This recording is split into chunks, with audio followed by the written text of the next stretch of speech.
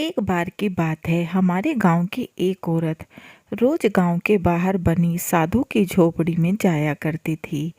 गांव वालों को यह बात बहुत अजीब लगती कि यह औरत रोज साधु के पास जाकर क्या करती है।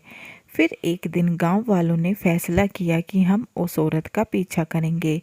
और फिर जो गांव वालों ने वहां जाकर देखा, सबके होश उड़ गए।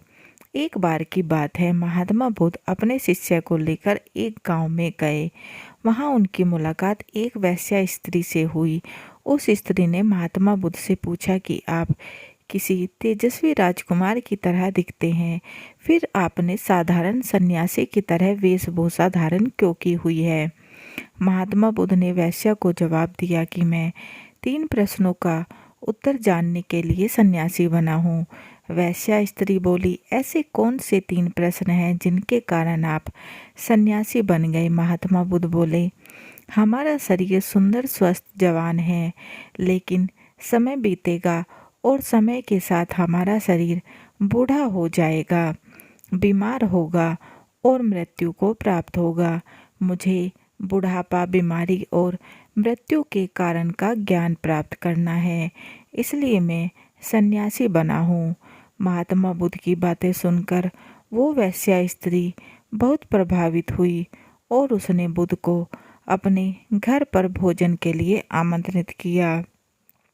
जैसे ही यह बात गांव वालों को पता चली तो गांव के लोग इकट्ठा होकर महात्मा बुद्ध के पास आ गए और बुद्ध से कहने लगे, महात्मा आप उस स्त्री के घर ना जाएं, क्योंकि वो एक वैश्य चरित्रहीन स्त्री है।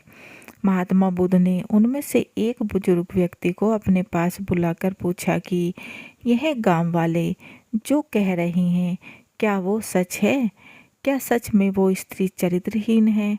बुजुर्ग ने बुद्ध को बताया कि महात्मा, गांव वालों की बात बिल्कुल सच है, वो एक वैश्य चरित्रहीन स्त्री है। महात्मा बुद्ध ने उस बुजुर्ग का एक हाथ पकड़ लिया और कहा, बाबा आप एक हाथ से ताली बजाकर दिखाओ। बुजुर्ग हैरान रह गया और बोला, महात्मा ये कैसे हो सकता है, यह असंभव है, एक हाथ से ताली नहीं बज सकती। तब महात्मा बुद्ध ने कहा, बाबा ऐसे ही कोई स्त्री अकेले चरित्रहीन नहीं हो सकती। अगर वो चरित्रहीन है तो आप गांव वाले भी चरित्रहीन हैं। इस प्रकार तो मुझे आपके घर पर भी नहीं आना चाहिए। अगर आप गांव वाले पहले चरित्रहीन नहीं होते तो वो स्त्री भी वैश्य चरित्रहीन नहीं बनती। महात्मा बुद्ध की बातें सुनकर सभी गांव वाले उनके चरणों में झुक गए और अपनी भूल की माफ़ी मांगने लगे। फिर महात्मा बुद्ध ने वैश्या स्त्री के घर खाना खाया। सही कहते हैं, हमें किसी को भी गलत कहना नहीं चाहिए। पहले अपने अंदर झांक लेना चाहिए कि हम कितने सही हैं। कहानी कैसी लगी कमेंट बॉक्स में ज़रूर बताएं और चैनल को लाइक एंड सब्सक्राइब करना ना भूलें और बेल आइकन को ज़रूर दबाएं ताकि ऐसी अच्छी अच्छी कहानियों के नोटिफिकेशन आपको मिलते रहें।